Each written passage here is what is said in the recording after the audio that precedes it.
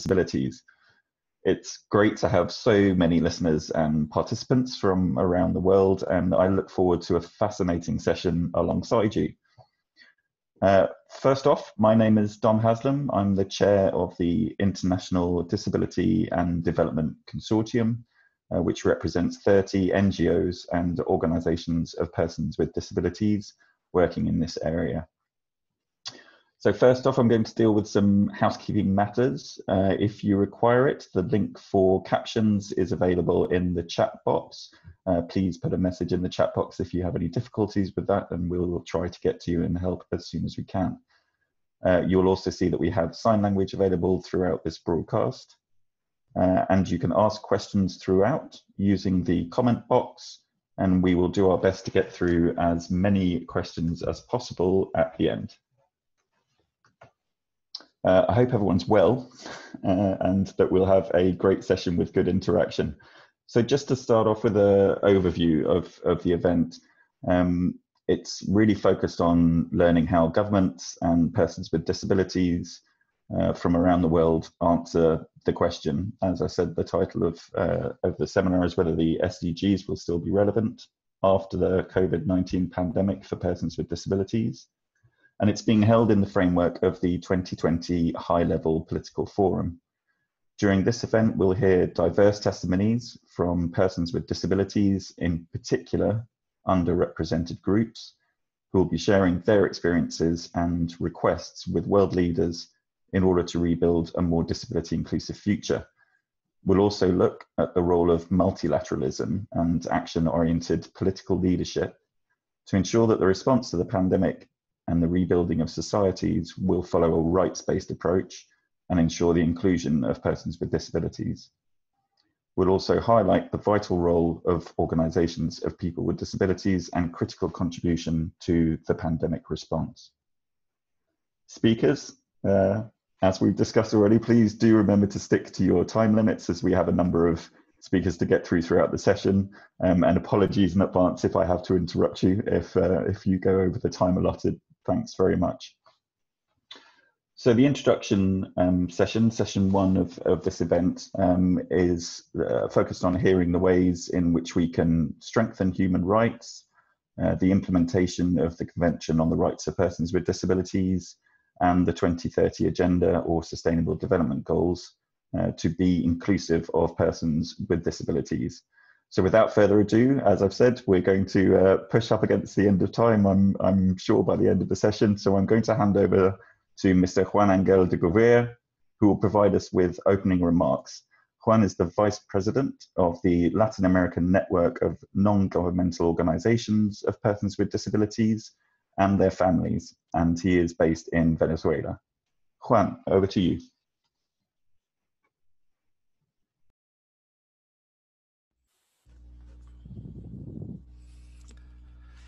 Distinguished delegates, members of civil society, colleagues and friends. I have decided to start my words by mentioning the slogan, "No one is left behind." It is interesting that it is one of the best known slogans, and it's used by many leaders as a global level. But it's a space for reflection. Are we really working so that no one is left behind? I want to quote the United Nations High Commissioner for Human Rights, Michelle Bachelet, in her speech of July 16, 2019, in which she mentioned, "We will not be able to reduce inequalities unless we all speak out to demand policies that addresses effectively our rights to decent work, food, health, housing, education, and justice." From the perspective of people with disabilities, these spaces are conducive to raising their voices on behalf of all people, women, men, girls, boys, older adults with disabilities who have not yet had the opportunity to raise their voices and see their rights guaranteed. It is important to understand that nothing will change as we do not learn to recognize that we are diverse, that human rights are inherent to all human beings regardless of gender, creed, color, race, condition, or thoughts, and must be guaranteed without leaving anyone behind.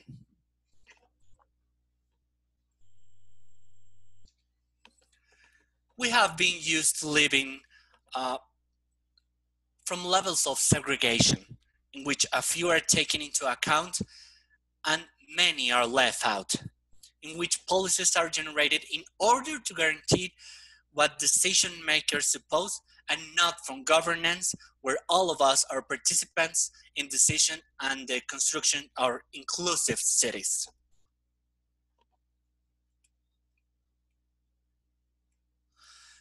Talking about the Sustainable Development Goals and the 2030 Agenda implies establishing a new paradigm, which is built with concrete actions that allow emergence of societies that eradicate inequalities, discrimination, stopping thinking from individualism to understand that we are part of a whole, of a much larger ecosystem, and that the survival of us will depend on the effort we can make to transcend towards being truly inclusive and sustainable societies.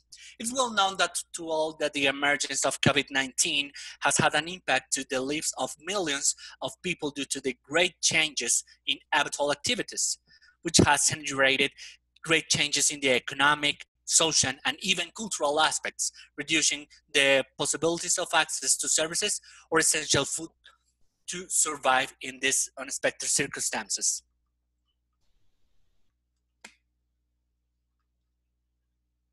This has shown us that we are more alike than just we think.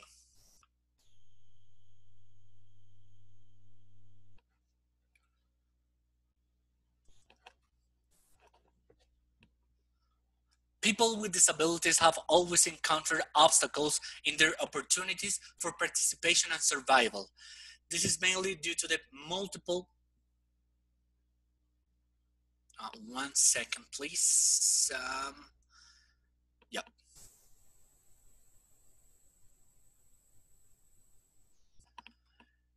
They always encounter obstacles in their opportunities for participation and survival, in this mainly due to the multiple physical communication, institutional, and attitudinal barriers.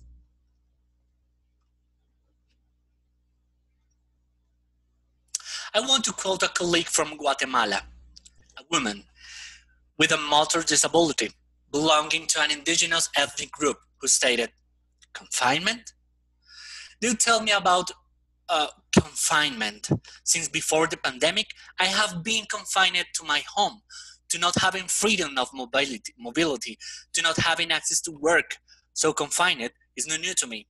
It's for that colleague with disabilities and for many more that I am present in these spaces, as they are conducted to make realities visible and building initiatives to transcend paper into practice. The parallel event within the framework of high-level political forum, which has become an intergovernmental platform to monitor the 2030 Agenda and its 17 Sustainable Development Goals, forces us to reflect again on the concrete actions that are carried out from the states. We cannot speak of development if it is evident that people with disabilities continue to face, and in days of COVID-19 disproportionality, communication barriers, which are obstacles associated with the content of channels of dissemination of the information transmitted by the various actors in society, to have environmental barriers, which includes the limitation in access to goods and services, to the attitudinal barriers that maintain stigmatization towards the population with disabilities, believing that they can only be recipients of aid and not capable individuals to contribute to the development of humanitarian response plans, and to the institutional barriers where the participation of DPOs is very low.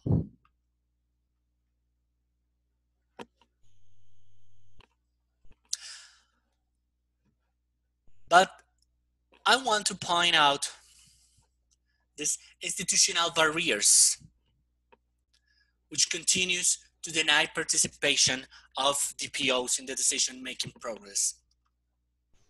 People with disabilities and organization of people with disabilities must assume participation, role of advising, monitoring, evaluating response plan and implementation of the commitments assumed by the states with the 2030 Agenda and SDGs.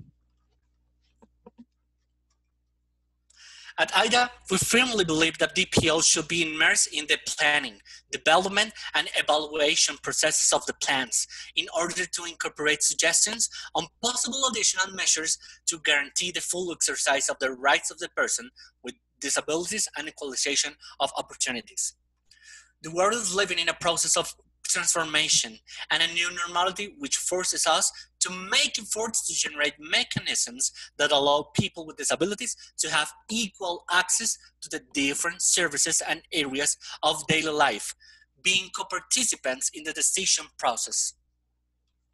The social relations, the forms of organization and responses that are implemented to face off the crisis will impact the participation that people with disabilities may have. If we incorporate their voice, those recommendations from the grassroots, which are not built from supposed realities, but are taken from the heat of daily experience, from the protagonisms who experience deep inequalities by first hands, we can obtain actions with quality that represent certain answers that come to guarantee what is ensured in the CRPD. In this way, the time has come for people with disabilities and DPOs to be present in the meetings of different sectors of society, governments, humanitarian actions, community, etc. It is important to promote the design of the advocacy strategy in front of the different actors, humanitarian actors, governments, DPOs, and communities from civil society, since it will allow progress in order to achieve the objectives. In this sense, if we really want to move forward in the societies as the states, in what is stated in the 2030 Agenda and the SDGs, let's begin by leaving no one behind, by understanding and assuming ourselves as equals, and by including people with disabilities in the work carried out from the different sectors. Finally, I hope that concrete initiatives and actions that we can develop emerge from this space, and that they translate into visible results to ensure that people with disabilities are included. Thank you so much.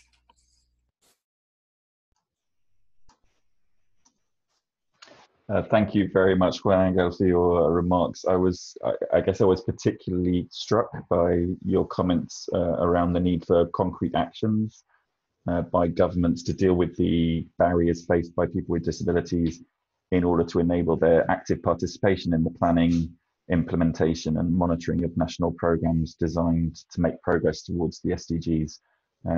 Thank you once again. I'm going to move on swiftly. So now it gives me great pleasure to invite Mr. Vladimir Chuk, Executive Director of the International Disability Alliance, to provide his remarks.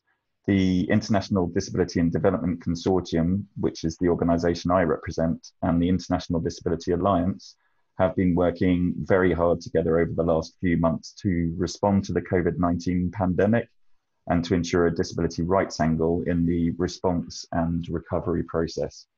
Vladimir, over to you. Dom, thank you very much for giving me a chance and giving us a chance to speak here today.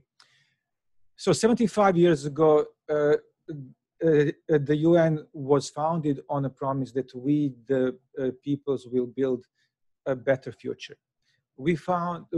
We observed many successes over the time that UN as a system made.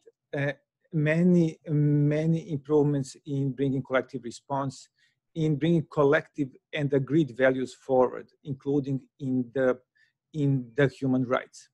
For us, most important and what stays more true is the improvements for the rights of persons with disabilities.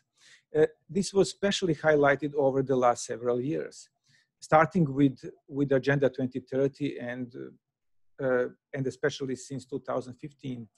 The UN has led the deliberation and advancement on a number of issues that are relevant for the rights of persons with disabilities. For the first time, persons with disabilities have been recognized in the development agenda. The humanitarian agenda, for the first time as well, including persons with disabilities through a development of the humanitarian guidelines on inclusion of persons with disabilities. Finally, the Security Council for the first time as well recognized persons with disabilities in the peace and security agenda. Simultaneously, many member states have been increasingly successfully implementing the Convention on the Rights of Persons with Disabilities. We also saw increased investment in the disability inclusive development by number of member states, bilateral organizations, and networks, including the GLAD network. Just Global Disability Summit itself generated a little bit less than 1,000 commitments 2 years ago in UK. These are all great developments, but these developments were very much contrasted against the major challenges for multilateralism that we noticed that are being imposed and developed over the last couple of years. We are witnessing a struggle to reconfirm international commitments, mainstream commitments, including the 2030 Agenda itself or Paris Agreement, and in many occasions, a commitment to human rights. We observed global attack on democracy in many countries, not sufficient investment in multilateral response, and continuous shrinking of civil society space. On top of that, nowadays, last couple of months, world is faced with a new global health crisis that has been started with the COVID-19 pandemic, which we just further expose a number of underlying vulnerabilities and fragility of global system and global institutions.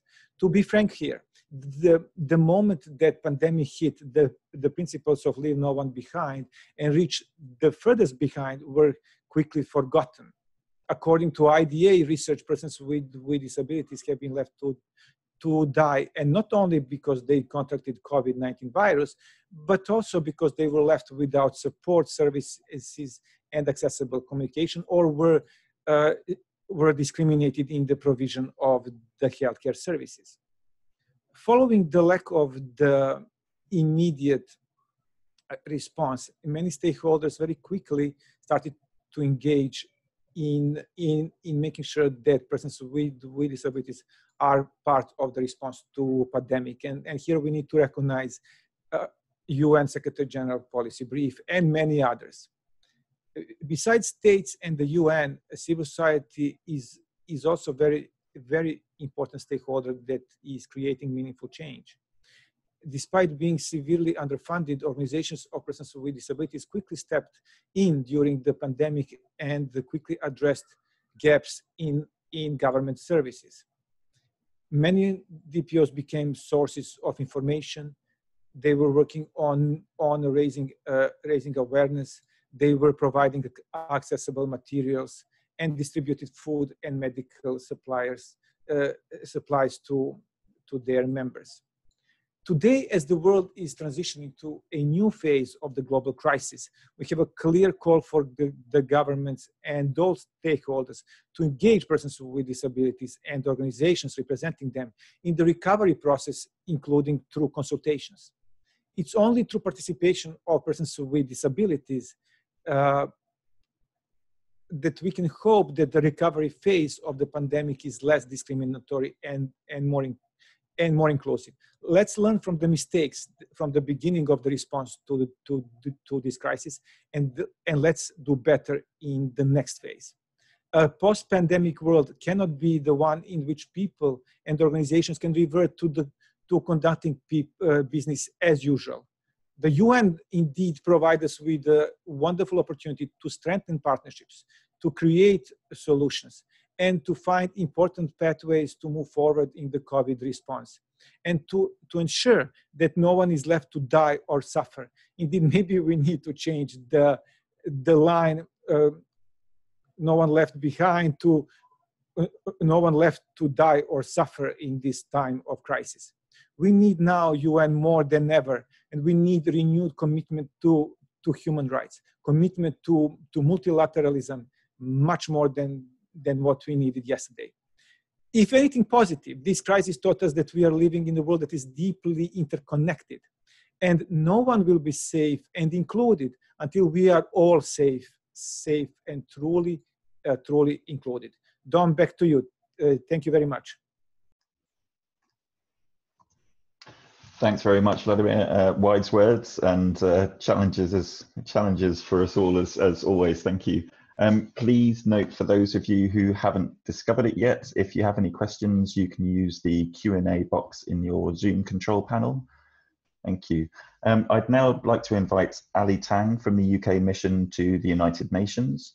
The UK is a leading supporter in the area of disability and international development, including co-hosting the first Global Disability Summit almost 2 years ago with IDA and the government of Kenya, and also current co-chair of the Global Action on Disability Network. Ali, please, the floor is yours. Thank you so much, Dominic. It's great to be here today with all the colleagues here, and very much happy to be here with our partners at IDA, and also very much grateful for the Stakeholders Group for organising this really timely and important event.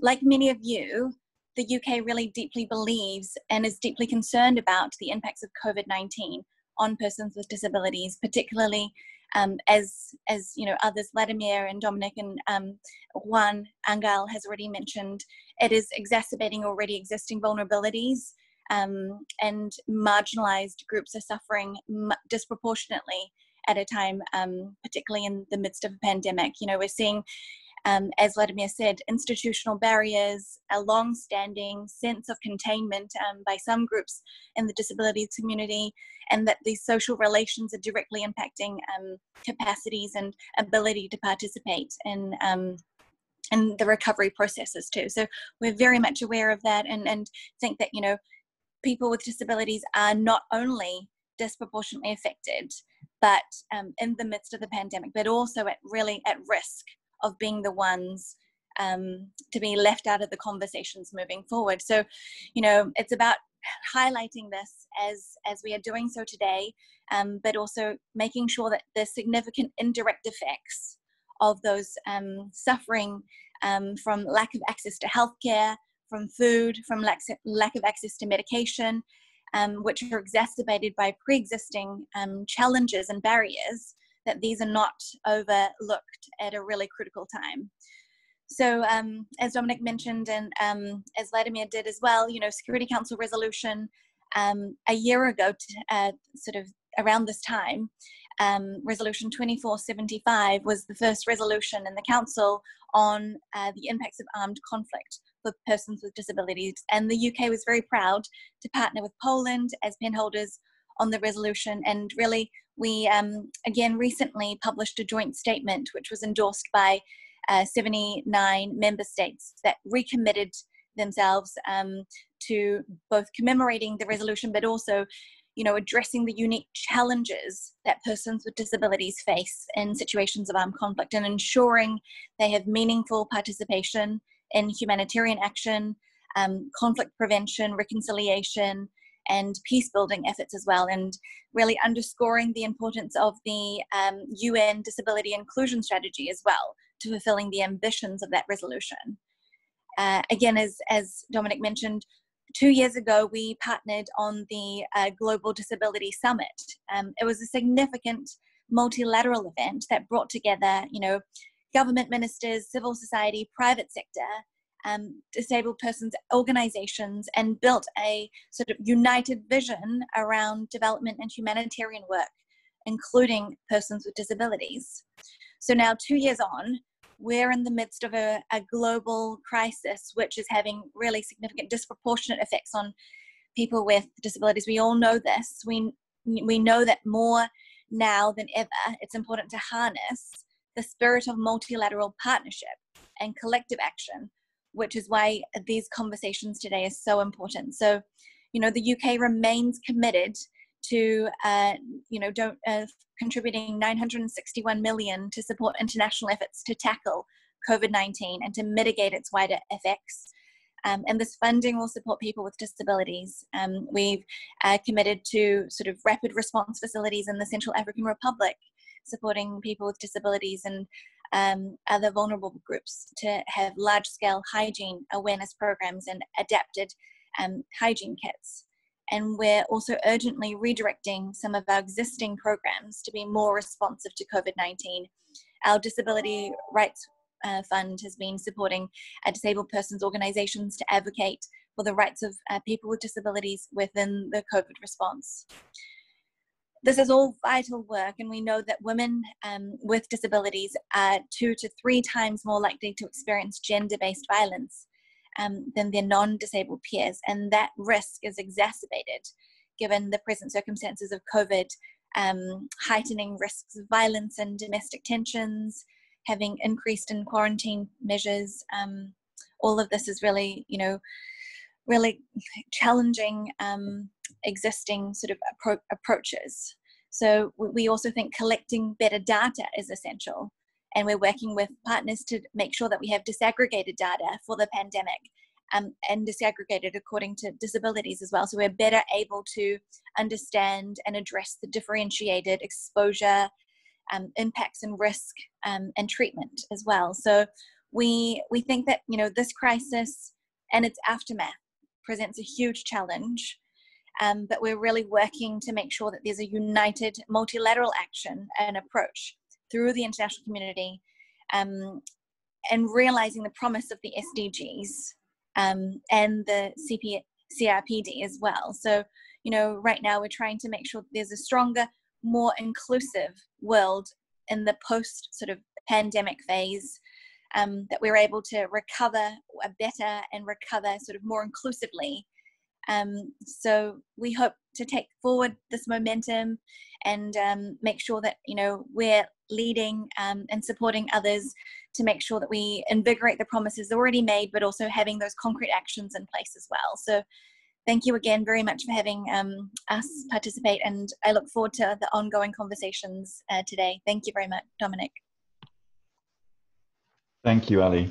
And I was particularly glad that you referenced the Security Council resolution. That was a really groundbreaking moment for the realization of the rights of persons with disabilities in crisis situations, in my and I know many other people's views. And thank you once again for the UK's ongoing support during the pandemic and into the future. That brings us to the end of the first section of this event. And in the second section, we'll be inviting representatives from some underrepresented groups of persons with disabilities to provide their remarks. We'll hear about the multiple and intersectional forms of discrimination experienced by different groups of persons with disabilities during the global pandemic.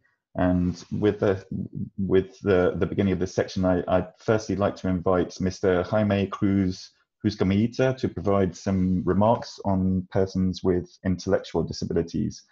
Jaime is a self-advocate who works with Autogestores SPST, a self-advocacy group supported by Sociedad Peruana de Síndrome Down.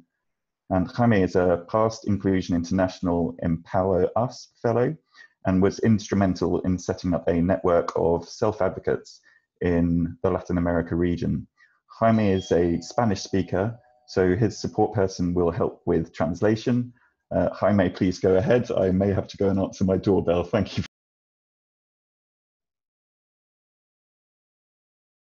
Vamos, Jaime.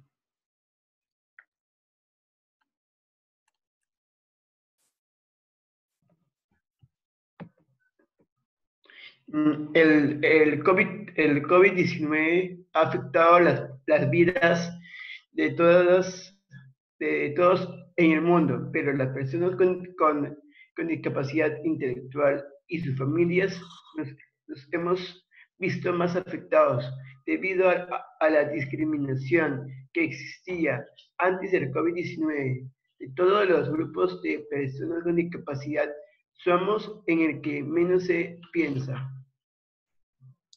COVID-19 has affected the lives of everyone in the world, but people with an intellectual disability and their families have been more greatly affected because of the discrimination that existed before COVID-19. En mi trabajo como autogestor en Perú e internacionalmente me he conectado con otras personas con discapacidad intelectual. Hablamos de nuestras experiencias y la discriminación e injusticias que hemos enfrentado durante este tiempo de COVID-19. In my work as a self-advocate in Peru and internationally, I have been connecting with other people with an intellectual disability. We talk about our experiences and the discrimination and injustices we have faced during this COVID-19 time. Por ejemplo, en Perú, las personas con discapacidad intelectual no fuimos tomadas en cuenta al momento de dar la información sobre el COVID-19, ya que no se presentó de una manera fácil que podamos entender. For example, in Peru, people with an intellectual disability were not considered when giving information about COVID-19, since it was not presented in a simple way and we can understand. Necesitamos diferentes adaptaciones, como el lenguaje sencillo y la lectura fácil. We need different adaptations, such as simple language and easy reading. La primera respuesta de nuestro gobierno a las medidas de encierro fue dar dinero para apoyar a las personas con mayores necesidades. Pero como las personas con discapacidad intelectual no estamos bien registradas en los datos nacionales, muchas personas no han recibido ese apoyo y necesitamos ayuda también. Our government's first response to the lockdown measures was to give money to support people in greatest need. But since people with an intellectual disability were not well registered in the national data, many people have not received that support and we need help too. Una respuesta del gobierno para continuar con la educación de los estudiantes fue el uso de equipos tecnológicos y de Internet. Y es algo que nosotros ni nuestras familias conocemos bien. A las familias les pidieron apoyarnos en casa, pero también ellos necesitan trabajar desde casa para subsistir. A government response to continue with the education of students was the use of technological equipments and Internet, and it is something that neither we nor our families knew well. The families were asked to support us at home, but they also need to work from home to survive. En otros lugares de Perú, la situación es porque ni siquiera pueden acceder a esa tecnología debido a la pobreza. Elsewhere in Peru, the situation is worse because they cannot even access that technology or the Internet due to poverty. Los profesores hacen las clases para los que sí pueden entender y si no entendemos adaptaciones, nos quedaremos otra vez fuera de la posibilidad de recibir una educación de calidad. Teachers do the classes for those that can understand, and if we do not have adaptations, we will again be out of the possibility of receiving quality education. Las oportunidades de trabajo son pocas y muchos tenemos miedo de perder nuestros trabajos. Queremos seguir trabajando. Job opportunities are few, and many of us are afraid of losing our jobs. We want to continue working. Mis colegas de Latinoamérica dicen que ahora es más difícil estudiar y conseguir trabajo. My colleagues in Latin America say that now it's more difficult to study and get a job. Mi colega de Empower, Salma, de Egipto, habló recientemente sobre las injusticias de salud que las personas con discapacidad intelectual han enfrentado en su país.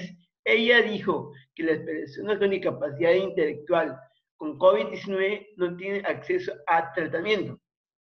My Power's colleague, Salma from Egypt, recently spoke about the health injustices that people with an intellectual disability have faced in their country. She said that people with an intellectual disability with COVID-19 do not have access to treatment.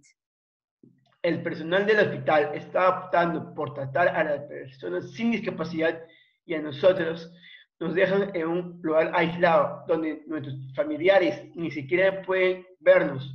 Necesitamos tener un apoyo acerca de nosotros y los médicos y enfermeras deben saber cómo relacionarse con nosotros.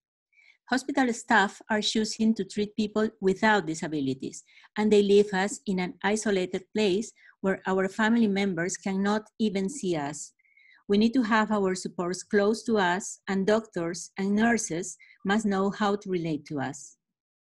En los Estados Unidos y Canadá y toda Europa, nuestros colegas autogestores dicen que muchas personas con discapacidad intelectual e instituciones han muerto con COVID-19 o están infectadas debido a la falta de apoyo e información.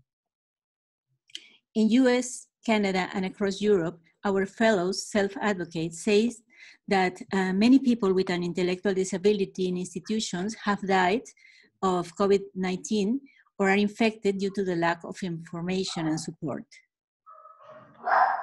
Los adultos con discapacidades intelectuales que viven con padres mayores también están en riesgo porque no saben cómo obtener ayuda si su pariente se infecta. Necesitamos que piensen en más formas de apoyo en la comunidad. Adults with an intellectual disability who live with older parents are also at risk because they don't know how to get help if their relative becomes infected. We need you to think of more forms of community support. Ahora que estamos tratando de salir adelante, los gobiernos deben pensar en acciones que realmente nos incluyan, que piensen en nuestras necesidades y que piensen en las cosas que no se hicieron bien. Now that we are trying to get ahead, governments must think of actions that really include us, think about our needs, and think about the things that were not well done. Deben asegurarse de tener buenos registros sobre nosotros. They must ensure to have good records about us. Que recibamos la educación de calidad que necesitamos. That we receive the quality education we need. Que no seamos despedidos de nuestros trabajos. That we are not fired from our jobs. Que las mujeres y las niñas con discapacidad intelectual estén preparadas para que no se dejen molestar o abusar y que puedan pedir ayuda de una manera sencilla y segura. That women and girls with an intellectual disability are prepared so they do not allow themselves to be molested or abused, and they can ask for help in a simple and safe way. Los gobiernos tienen la oportunidad de hacer las cosas bien. Ahora ustedes, las personas sin discapacidad, han vivido el encierro, y es algo que para nosotros pasaba desde antes del COVID-19. Un pobre acceso a la salud, alguien decidiendo por ustedes, falta de trabajos, un sistema educativo, de entender. Governments have an opportunity to do things right. Now, people without disabilities have lived the lockdown, and it's something that happened to us before COVID-19. Nosotros también queremos que esto cambie, que se piense en todos, que se piense en nosotros también, para que nadie se quede atrás. Okay, Jaime was talking about the situation that people without disabilities have lived with the lockdown and something that happened to them before COVID-19. He said that now everybody has poor access to health, someone deciding on your behalf, lack of jobs, an educational system difficult to understand. He says that we want that to change, to think about everyone, to think about us too, so that no one is left behind. Thank you. Muchas gracias, Yami, por tus palabras. And in particular, thank you for sharing the experiences and voices of many people with intellectual disabilities from around the world facing very particular barriers to full access to COVID information and response programs. Thank you. Now I invite Ms. Fernanda Santana, autistic woman and president of the Brazilian Association for Action in the Rights of Autistic People, a DPO member of RIADIS, the Latin American network of non-governmental organizations of persons with disabilities and their families. Fernanda, over to you, and very nice to be virtually working with you again. Thank you. Thank you, Mr. Haslan. I want to start by greeting all the panelists and everyone who is listening to us today, and by expressing my appreciation to the Stakeholders Group of Persons with Disabilities in Sustainable Development for the invitation. As we know, persons with disabilities face a lot of barriers every day. What the COVID-19 crisis is doing is intensifying that strongly. Here in Brazil, for us autistic people, that means, of course, a very disproportionate socioeconomic impact. The unemployment and the poverty are affecting us and our families substantially. That have been always an issue, and here it has also an important intersection with racism. During the pandemic, many autistic people lose their jobs and or family incomes, and many people who didn't are now struggling with the lack of reasonable accommodations. The psychosocial impact of the pandemic are being disregarded by many employers, and that's making things really hard. I'm not talking about the regular anxiety everyone is feeling. For us, it is much more than that. Everything is different now, and even autistic people who didn't need much support before, now they do. For many people, this support isn't available or it's not affordable, especially in small cities, villages, or rural areas. But even in the big cities, many services are closed because of the pandemic. So anxiety and depression turned to be an even more common and serious issue for us, as well as the risk of suicide. Many schools and some universities are working remotely, and yes, of course, we need to cross that with the digital inequality, because not everyone has a computer or access to internet. But besides of that, it's really inaccessible. Persons with disabilities have not been taken into account in the plannings here. Neither reasonable accommodations nor support are being provided. And the political instability of my country is really compromising the public education.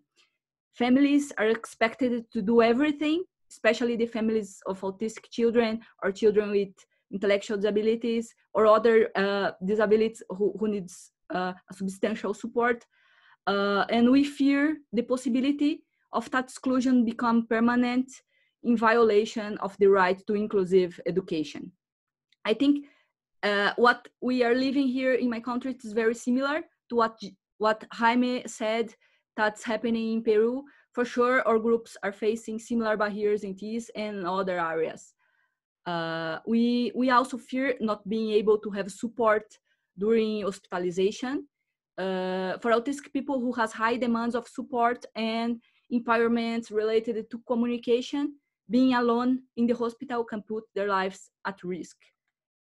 Each story we hear, much concerned we get about discrimination and the right to be informed and consent. Lastly, I need to mention domestic violence. A lot of autistic people, including children, are dealing with physical, psychological, and sexual abuse during the quarantine. The related information isn't accessible to everyone. The protection mechanisms aren't fully working, neither the support networks, and it's harder than ever to report things, especially if your abuser is the person who provides your support. Autistic women autistic people with intellectual disabilities and or with complex communication demands, and autistic people who are also LGBTQ plus are especially at risk, and that's related to multiple discrimination. The furthest behind are in the intersections of different minorities. You will find many autistic people there to be listened, particularly that ones who don't talk in the traditional way. That's the people who has more to say. So I want to conclude by emphasizing that if we still want to achieve sustainable development by 2030 for everyone, we should learn and practice to listen meaningfully to those who use different forms of communication and who has more demand in daily life, creating opportunities for active and effective participation for all persons with disabilities, as reaffirmed in the CRPD as a human right. Thank you all for your attention. Thank you very much, Fernanda. I could not agree more with you, and particularly thank you for highlighting the role of families. I know they're a key stakeholder in the work of Realis in particular. In the interest of time, I'm going to move straight on to invite Mr. Kibe Yohana from Kenya. Kibe will be speaking as a youth with disability. Kibe, please, the floor is yours. Thank you, Dominic. Ladies and gentlemen, as mentioned, my name is Kibe Yohana, a youth advocate with physical disability from Kenya. And together with youth living with disability from across the world, I am grateful for this opportunity which gives us a voice at the high table. Firstly, I am privileged to have acquired the necessary education in understanding what the SDGs are during Leonard Chesha's 20 and Counting Youth Advocacy Program here in Kenya, a program that took place in Kenya, Zambia, and the Philippines. The problem is not all youth with disabilities, especially from developing countries, have access to education that empowers them to access global advocacy frameworks that will support their needs. By understanding the SDGs are meant for everybody, how inclusive they need to be when implemented and why they exist, youth with disabilities can be empowered to advocate for change. Moreover, I have experienced the challenges that youth with disabilities face directly through my own experiences and indirectly through my peers, including those with high support needs. And these challenges, they are only amplified when you are from a developing country like Kenya, where resources are very limited. Considering that youth with disabilities make about 12% of the 1.8 billion young people in the world.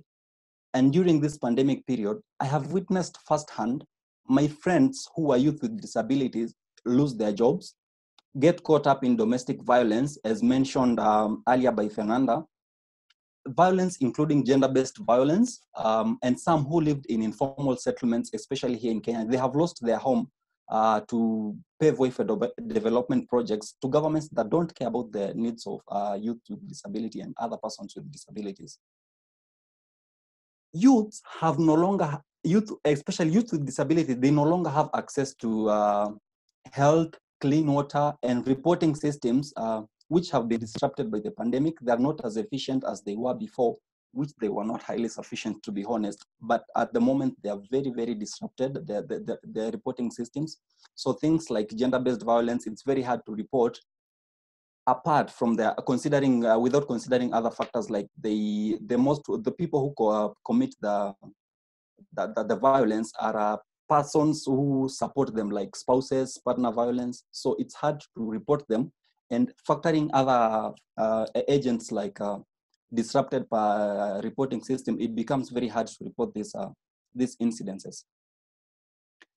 These youth, they live in poverty, which has consequently rendered many incapable of self-reliance, which has left many homeless as they are in the streets begging, and they cannot afford to raise their rents because of the effects that the pandemic has had on us. We do have good frameworks, global frameworks like the SDGs and the CRPD, both adopted by my country, but a majority of other countries in the developing world. But their proper implementation is still lacking. Implementation that is inclusive of vulnerable groups. You tend to realize that countries, they're very quick to adopt conventions and frameworks, but slow to scale up and enforce these frameworks. The process is the process can only be effective when we implement the SDGs, which will be crucial after the COVID-19. It's very crucial for governments to implement the SDGs after the pandemic, because the enforcement that has been in place up to now, it hasn't been really efficient and not really inclusive for everyone. However, to make sure that post-COVID-19 implementation of the SDGs take into account the actual situation of youth with disability, more data is needed. All surveys need to ensure disaggregated data by age, to ensure proper documentation of youth with disability, and we also need to be there to ensure we are counted in its implementation. The work planned around engagement of youth with disability to be inclusive of youth with disabilities must take into consideration the needs and experiences of the youth. For that to happen, we ask to be included in the process through the selection of youth with disability within implementing committees of legally binding frameworks like the CRPD, which is legally binding for countries that have signed and ratified the framework, and then non-legally binding frameworks that like the SDGs, which must not be implemented by the countries, but it is very important to be implemented. As the saying goes, there's nothing for us without us. If we are not counted in the process, we are not included in the process, and the outcome will always be the same. We will continue to be discriminated, we will not be included, we will not be counted. For the inclusion to happen, proper inclusion to achieve equality for youth with disability and other persons with disability, we need to be in the process of implementation of the SDGs. So you ask, are the SDGs, will they be relevant after the pandemic? They will be more relevant than ever. Because right now they have not been implemented very well, but right now we are very, it's very important for us to be included in the process of implementation, making the SDGs very important, because the framework is very good, very good frameworks we have in place in the SDGs. We have the health, equality, the right to access education and such. So if we implement that, it will be included, and in the process of the implementation, youth with disability are included, it will be a very successful story for youth with disability and other persons with disabilities. Thank you. Thank you so much, Kibe, for speaking on behalf of youth with disabilities. As you know, a voice that's often missed out in discussions at the national and global levels. And I really want to echo your words that the SDGs will be important during and after the pandemic more than ever. So thank you. Thank you. Next up, I'd like to invite Ms. Dorothy Nakato Mubeze from Uganda, who will be speaking as a female with a disability. Dorothy, please, over to you. Thank you so much. Yes, I'm Nakato Dorothy Mubeze, a mother with both psychosocial disability and physical disability, and a mother of 4 children, a caretaker of 2 siblings with psychosocial disabilities. I live in the rural parts of Mukono district, Uganda. I'm very grateful for the Stakeholders Group of Persons with Disabilities for the opportunity to participate in this high-level political forum 2020 and contribute in the effort to reach the furthest first, leaving no one behind. Actually, for me to be able to fully and effectively participate in this very important event, I had to move from my rural village today to an urban center where I can have access to ICT. This is a real example of how persons with disabilities living in remote areas in developing countries like Uganda cannot access information and communication technologies which is very key requirement to protect themselves during this pandemic. In addition, women and girls with psychosocial disabilities have been disproportionately affected by COVID-19, being subject to the intersecting forms of discrimination related to sexual and reproductive health, gender-based violence, unpaid care, and domestic work. Gender, disability, and structural inequalities, which characterized societies before this crisis, are being excavated by the multifaceted impact of COVID-19 crisis. Lack of gender and disability disaggregated data makes it difficult to carry out the evidence-based analysis of the socio-economic impact of COVID-19 crisis and facilitate targeted and mainstreamed policies for women and girls with disabilities. As a woman with both psychosocial disability and physical disability, the pandemic has affected me disproportionately compared to a man with disability. My selfless efforts of family care are usually taken for granted as people have become accustomed to the woman traditional roles of raising children, cooking, fetching water and firewood, caring for relatives, shopping, household management, as well as mental tasks, such as planning schedules and performing the emotional labor, such as tending for family relations, especially at the time when the children are back from school.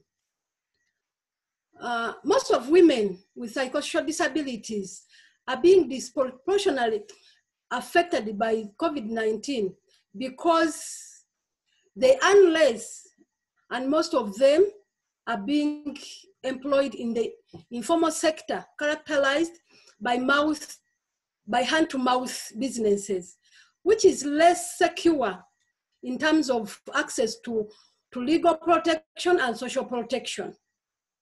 The quarantine has affected the livelihood activities of persons with psychosocial disabilities, worsening their food security and increasing poverty rates.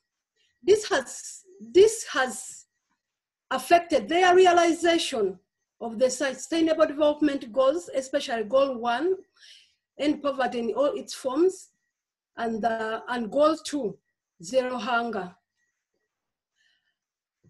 Persons with psychosocial disabilities in our country have suffered. They have been tortured to the extent that a youth with psychosocial disabilities was recently killed by the security organs in the name of curfew. For SDGs to still be relevant for the women and girls and persons with psychosocial disabilities, I call upon the state parties to place women and girls with psychosocial disabilities at the center of all responses of COVID-19 and recovery plans. I'm making an urgent call for immediate response, addressing the specific needs of women with disabilities to maintain their health, safety, dignity, and independence in the community throughout this pandemic. Thank you so much for listening.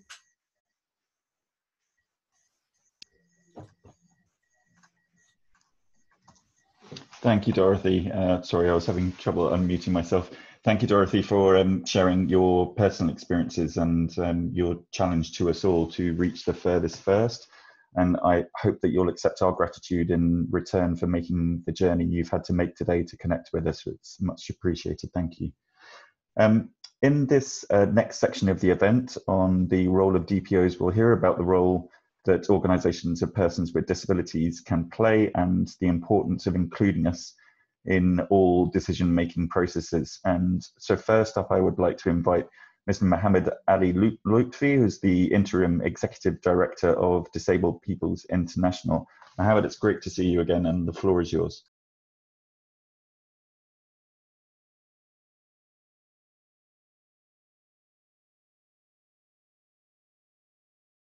Currently unmuted. Voiceover off. Thank you, Dom. Sorry, it took me a while to unmute myself as well. And thank you all for your wonderful presentations on behalf of the Stakeholder Group of Persons with Disabilities. And in my capacity as a co-chair of the Stakeholder Group of Persons with Disabilities, I would like to thank you all for your wonderful presentations and participation. In the previous presentations, we heard feedback about the ongoing multilateralism crisis and the lack of effective global coordination and leadership during the time of the pandemic.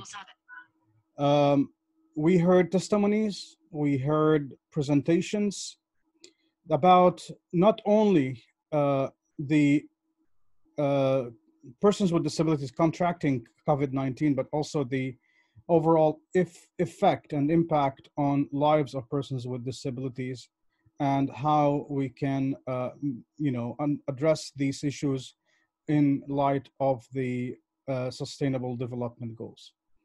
So far during the pandemic, we have not received any positive update or information shared with us with regard to the situation of persons with disabilities. However, I would like to share with you one positive outcome that we have realized during our work on the report that we have issued, the qualitative report that we've done on as a stakeholder group of persons with disabilities on the experience of persons with disabilities during the pandemic. And this positive outcome has been reflected through the role of organizations of persons with disabilities, especially on the grassroots level. Organizations of persons with disabilities have shown tremendous commitment during this pandemic to rescuing and supporting persons with disabilities as a source for information and filling the gap of service, government services. Mostly organizations of persons with disabilities around the world have served through providing information nationwide with alternative format, whether with sign language or braille or easy to understand language, and so on and so forth. And also they have shown tremendous commitment to not only to provide information, but also to provide psychosocial support for their constituencies. They've been checking on persons with disabilities, making sure that persons with disabilities have access to food, water, and also hygienic needs, and also to provide them with any tips for prevention, and to have safe, to be in safety during the time of the pandemic. Now, there is also, and we have to recognize the important role that many international organizations who have been very pivotal in providing support for persons with disabilities, either through distributing masks or hand sanitizers or food, and so on and so forth. Now, we have to realize that persons with disabilities have been always left behind, or after recognized, and we see that through the gap that we encountered before the pandemic. Lots of voices have idealized the world, assuming that things have been going in the right direction, but as we have all heard today through different presentations, that there are lots of struggle that persons with disabilities were going through to ensure that they have been included in policies and service programs even in light of the implementation of the CRPD and the SDGs.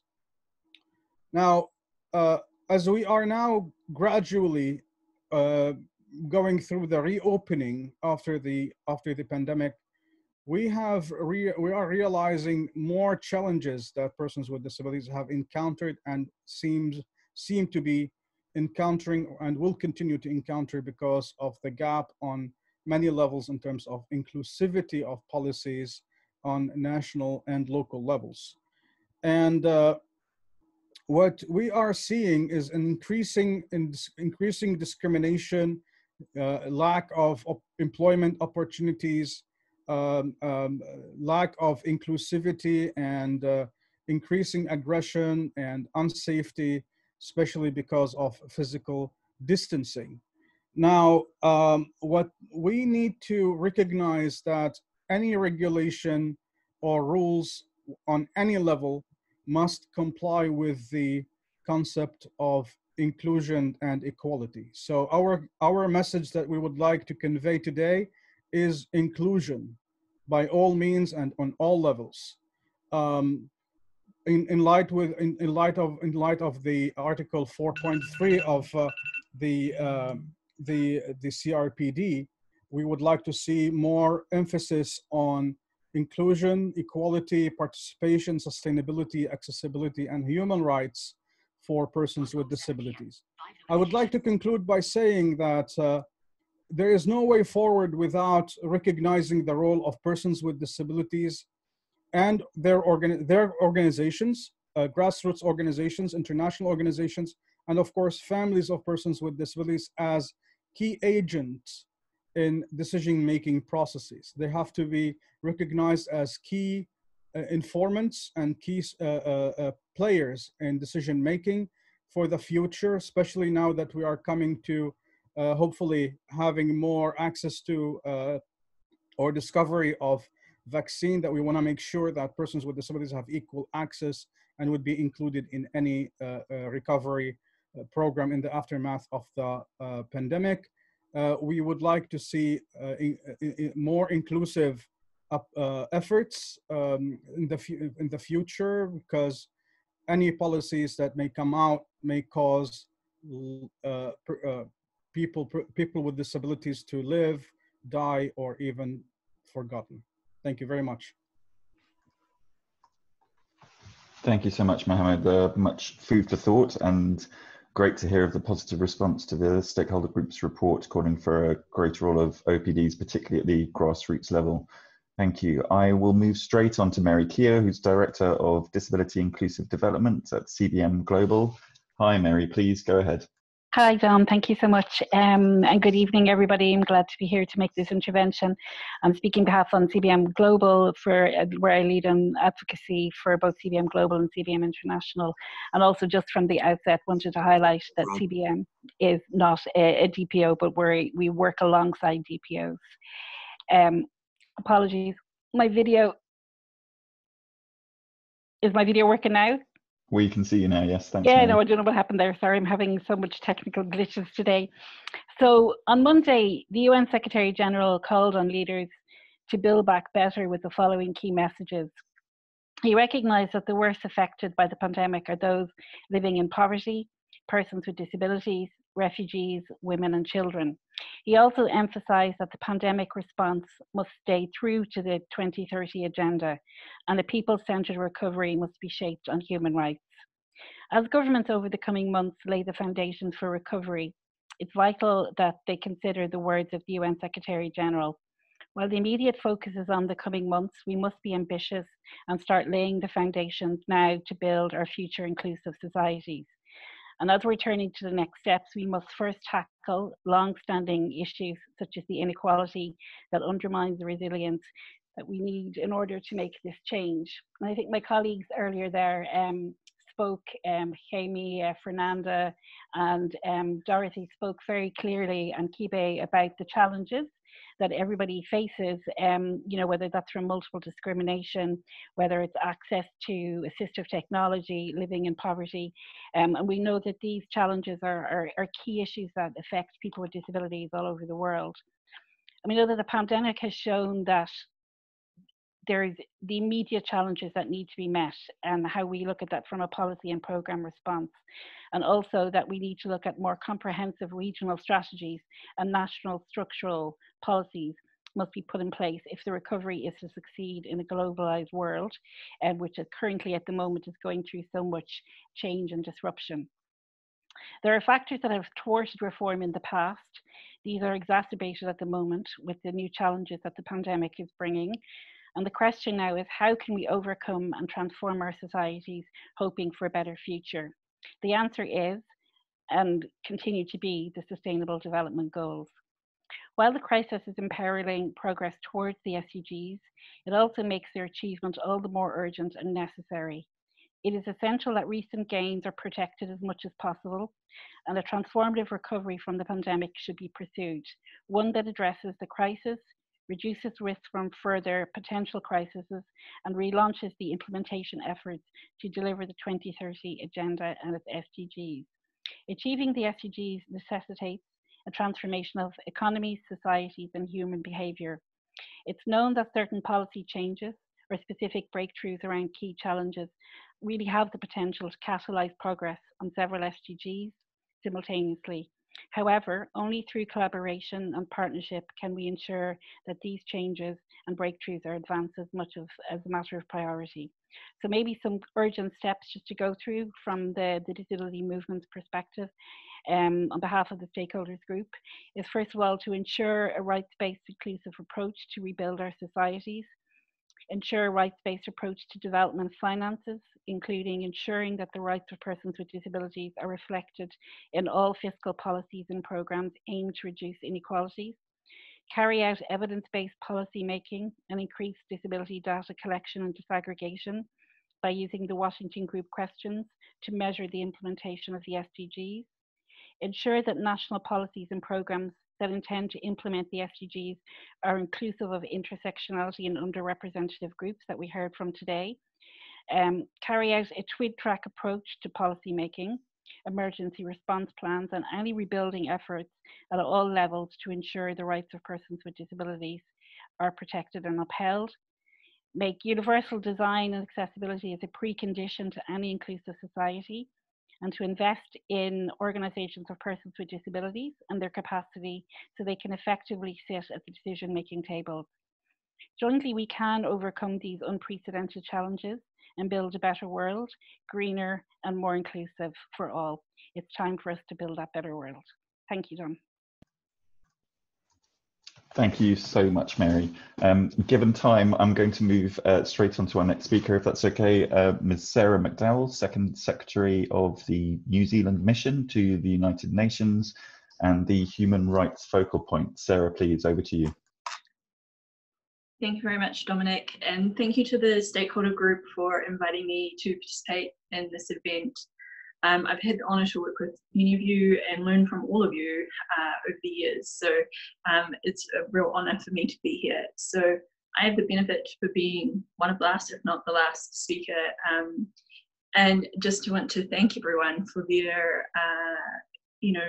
very eloquent ways of describing the crisis as they are experiencing it, because this is fundamental to the reason why we're all here. I was in a side event earlier today on the importance of data and completely agree with all of the comments that have been already expressed on the importance of data.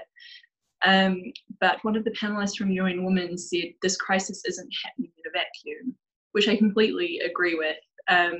We should expect that COVID-19 has already, as we've already seen, exacerbated inequalities and challenges that are faced for persons with disabilities, as well as creating new ones for the society as a whole as we try and grapple with what these challenges are. But these will also be acutely faced by persons with disabilities because of the already existing inequalities and challenges they have.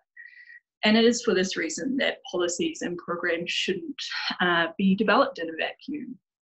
They need to have persons with disabilities at the forefront and actively included. I believe someone said an agent of that, and that's completely true.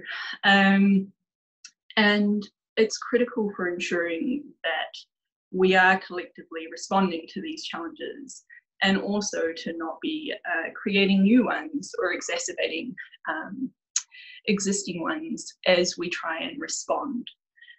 And so on that side of it,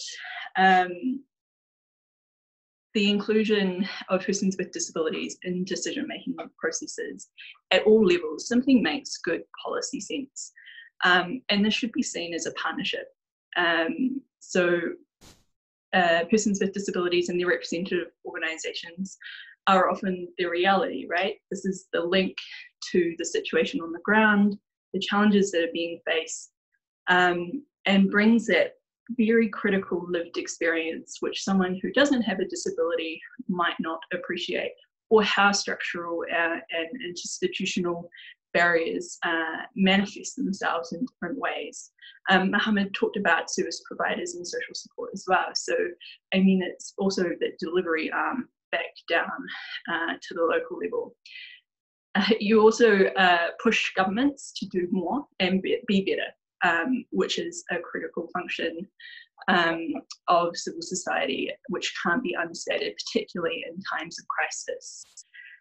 And if done right, this partnership should deliver better results for those that need it, but also makes the most of limited resources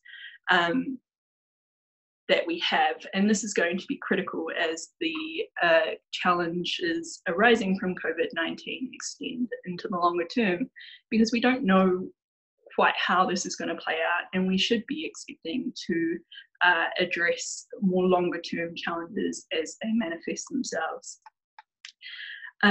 Someone, I believe it was Margaret, was talking about universal design and accessibility challenges. We should also remember that policies put in place for persons with disabilities, accessibility measures, and inclusive policies and responses, they often demonstrate concrete results for other parts of society as well. So we shouldn't also look at it in isolation. This is the benefit for everyone. So I was very pleased with the format of this meeting. We need to recognise that decision-making needs to be at all levels, not just at the local level, which as governments we tend to just think about as it's the most forefront. It needs to be at the regional, and it needs to be at the international. We also need to think about diversity, and I can't thank Jamie, Fernanda, Kebe, and Dorothy enough. You so eloquently demonstrated why we need to think about underrepresented groups, but also how individuals with the same disability might be impacted by challenges differently. In terms of, so I'll talk a little bit about New Zealand and our experience. So in terms of the challenges faced by persons with disabilities at home, very much similar to other speakers already, it's in all areas of life that they've been impacted. For our experience, and I'm not by no means saying that we have had a perfect experience, because challenges have still arisen, and we have had to try and retrospectively deal with things as they've come up. But we have, our experience as a country with at risk of natural disasters has meant that we have had to develop structures and processes that can survive crises. And the lessons learned from that have definitely helped. So the pre-existing structures and consultation processes and mechanisms that are required by the CRPD have also informed our engagement afterwards. So I just have a couple of examples.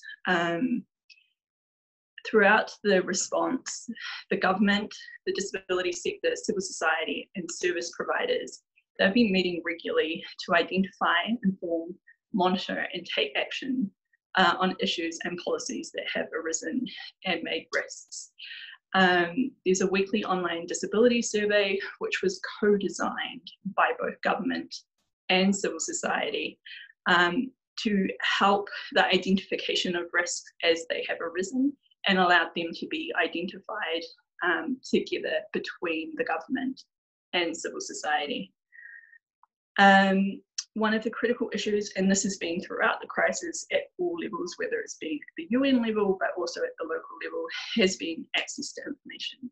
And if someone with a disability doesn't know how to access the information, or the information is just not accessible, then we're actually putting them in more harm than actually assisting them. So for us, and this has been developed throughout natural disaster experience, so the Christchurch earthquakes in 2010, our Prime Minister and senior official press conferences that happen daily, they are provided with sign language interpretation.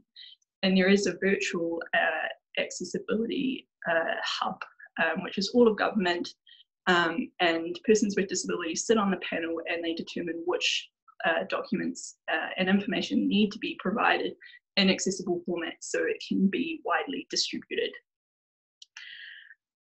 We're also, I'm also conscious of time, we're also very aware of the challenges in the Pacific, because you know the infrastructure and the challenges for persons with disabilities is acute, and they are also impacted by natural disasters at a greater level. I mean, we're lucky that it's not cyclone season at the moment, but I guess this is one of my recommendations, is we can't wait till the next peak in the crisis. We can't wait till we have a secondary crisis happening at the same time as the pandemic is unfolding. We need to do this now, and make sure the structures that you put in place are able to deal with the crisis as they arise. So in terms of other recommendations, just very briefly, I mean, Mary's just summed it up completely, which I wholeheartedly support. And I guess more needs to be done around providing funding and technical capacity, particularly. I know civil society resources are always a concern, so that's something that needs to be addressed. But I would say maybe something to you all as civil society representatives. This is a crisis that impacts you also directly.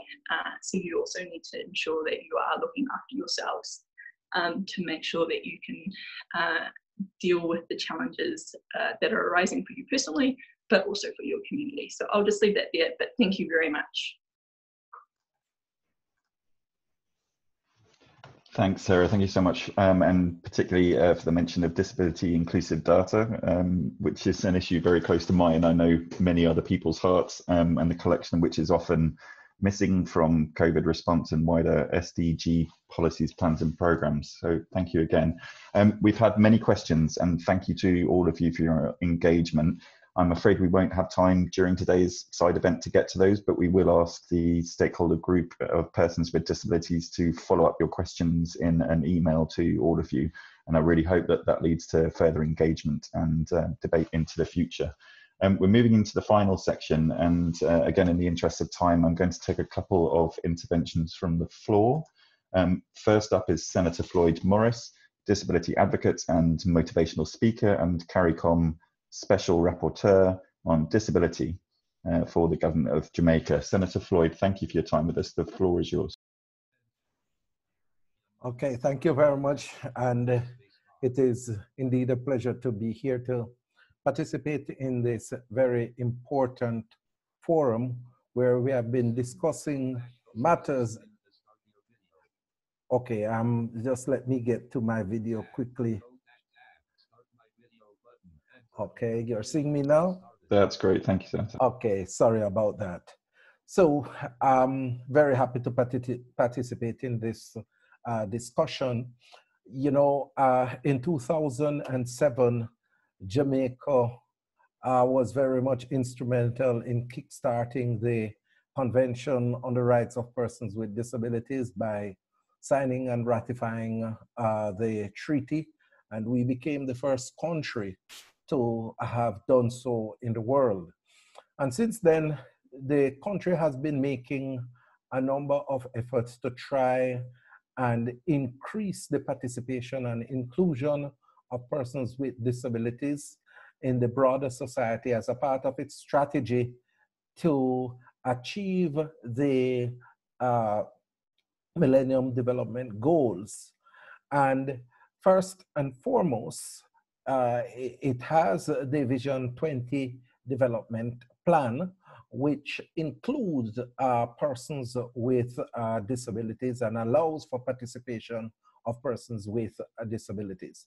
The country has also been on the process of enacting legislation to protect the rights and dignity of persons with disabilities and to bring these individuals in the mainstream of society. So in 2014, we enacted the Disabilities Act, which protects the persons with disabilities against all forms of discrimination and makes provision for persons with disabilities to be included in education, in healthcare, public transportation, in terms of public facilities, and housing.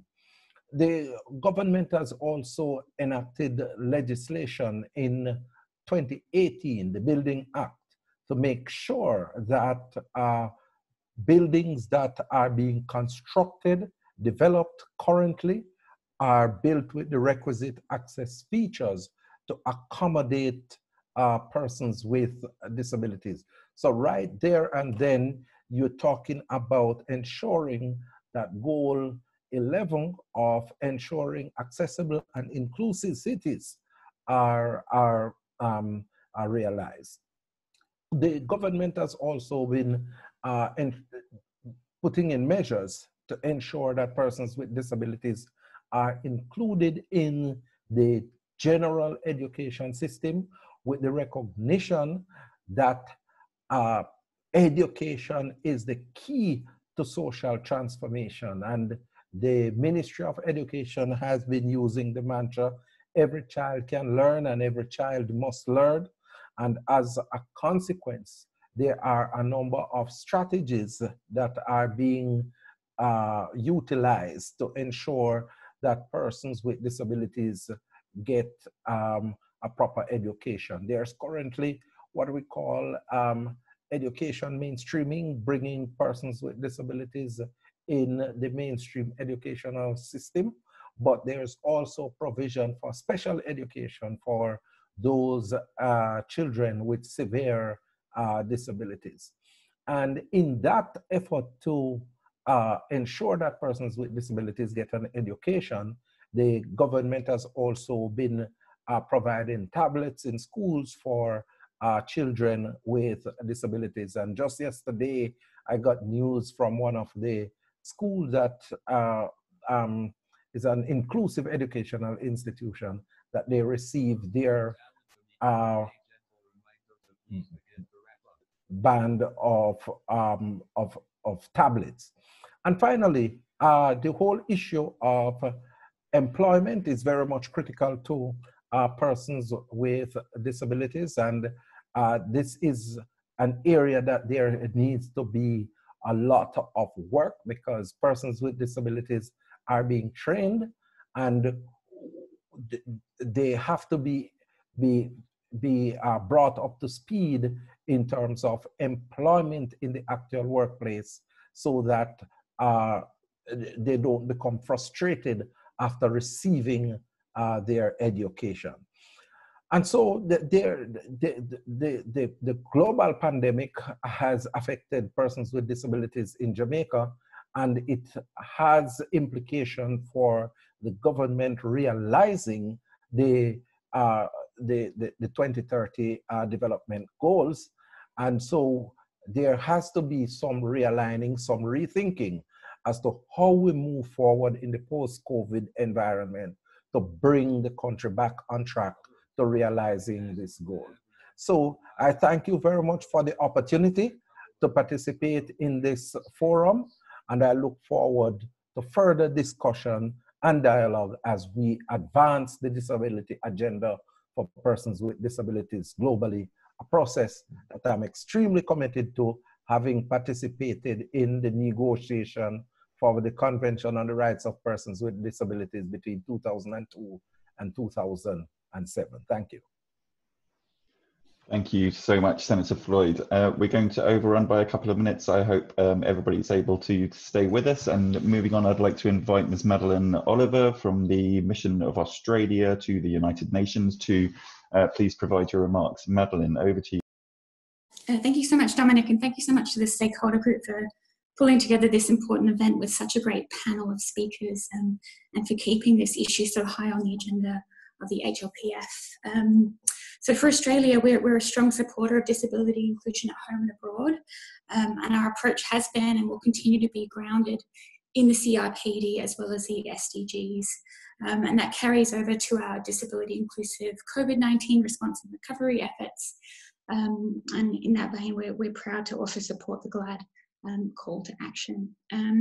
Like many of the panelists have said, we are troubled that people with disabilities are facing increased barriers to being left behind in the COVID-19 response, including access to life-saving relief and recovery support and essential services. And I think this is particularly acute for women and girls with disabilities. And we've also heard that COVID-19, the socioeconomic impacts, is putting at risk decades of development gains, so that's a huge concern as well.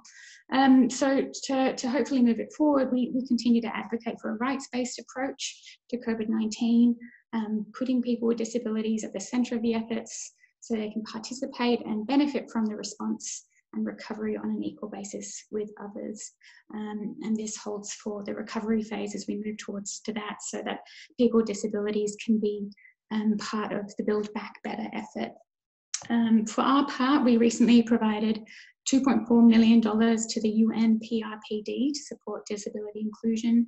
And this includes a second tranche for the UN Disability Inclusion Strategy. We're really pleased that implementation of this is going ahead despite COVID-19, as we think it can help support the UN's broader response in both development and humanitarian settings. Similarly, we also continue to champion the IASC guidelines on inclusion of persons with disabilities, launched last year. Their inclusion is integral to achieving an inclusive response to the pandemic in humanitarian and crisis settings. So what we're looking out for at the moment is how to ensure disability inclusion is delivered through the GHRP, and this isn't just words and policy promises, but making sure that those are trickling down to operations on the ground, and that DPOs are being consulted and included in the response in all contexts. And as others have mentioned, collection of disaggregated data is really key here on both sex, age, and disability.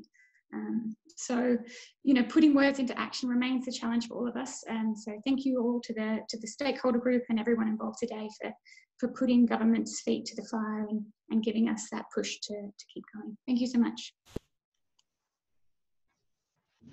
Very much, Madeline, and I'm sure I speak for many of us when I say we will continue to do that, and thank you again for Australia's continued leadership in this area. It's very much appreciated. Finally, I'd like to invite Dr. Ashrafi Ahmed from the government of Bangladesh to provide some remarks. Dr. Ashrafi, welcome, and particular thanks for joining us so late in the evening for you. The floor is yours. Thank you so much, Mr. Haslam, for moderating this meeting. And I'm very glad to be here in the UN Stakeholder Group of Persons with Disabilities. And speaking from the side of the government of Bangladesh, I think that this SDGs will be very much relevant after the pandemic, because we don't want to leave anyone behind, and that's the foundation of SDG. And the government of Bangladesh, under the leadership of our great leader, the Prime Minister Sheikh Hasina, she has been committed for people-centric development programs all through her years of governance, and her daughter is the Autism Goodwill Ambassador for the South Asia. And we have enacted 2 laws, the law of the rights and protection of persons with disabilities, and also another law for the neurodevelopmentally disabled people. So these 2 laws are functioning, and we have already a disaggregated database of 1.8 million people who we have provided with ID cards, as they are called, the golden citizen of our country. And just after the COVID started, our Prime Minister instructed us to give the allowance to all these 1.8 million people. and they have a separate group for the educational stipends. So we have been ensuring that. And one thing is that our database, we have called it the detection database. All the 12 types of disability have been detected by medical doctors, and we are giving them their need-based intervention. And the Neurodevelopmental Disability Trust Fund we have, they are also providing financial assistance. And from today's meeting, what I have gained some points, like Mr. Huan, from him, I said the DPOs must come with the government to voice their needs. And I am very much in line with Ms. Fernanda of Brazil for psychosocial support. This is, our government is trying to ensure psychosocial support for all the inequality that is existing in our society and people who are in need, especially women, like Ms. Dorothy, she from Uganda, she rightly said that gender roles, they are sometimes barriers for women with disabilities to attain what they need. They have been prescribed with certain gender roles to perform even with their disability, which is very alarming. And also, I have taken the point of from New Zealand, I forgot her name, that the virtual accessibility hub, that we can also start in Bangladesh for the post-COVID situation. And I am also taking the point of Mr. Kibe Yohana, because Bangladesh, our population pyramid is, we have the many young people who need to be put into action. And even with people with young people with disability, they need to be heard. Their voice needs to be heard, and we should have more adolescent participation in government policies and programs. Those are the messages that I'm carrying back from today's session, and I have been greatly enlightened. And my recommendations is that multilateral cooperation, that is the very essence we should be working on, and the key persons who can really contribute to persons with disability, whether DPO or government counterpart, there should be a database of people who really intend to work in this field, so that whenever a crisis arises, they can work together. So with that message, I'm concluding here because it's late night here. Thank you.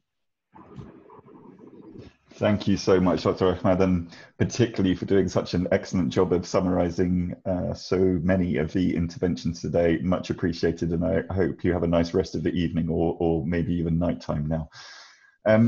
Thank you once more to all of our speakers, and thank you to everyone for joining us and for staying with us till the end. I hope you found it as useful and engaging as I have. And thank you, as always, to the Stakeholder Group of Persons with Disabilities for working so hard to put this session together.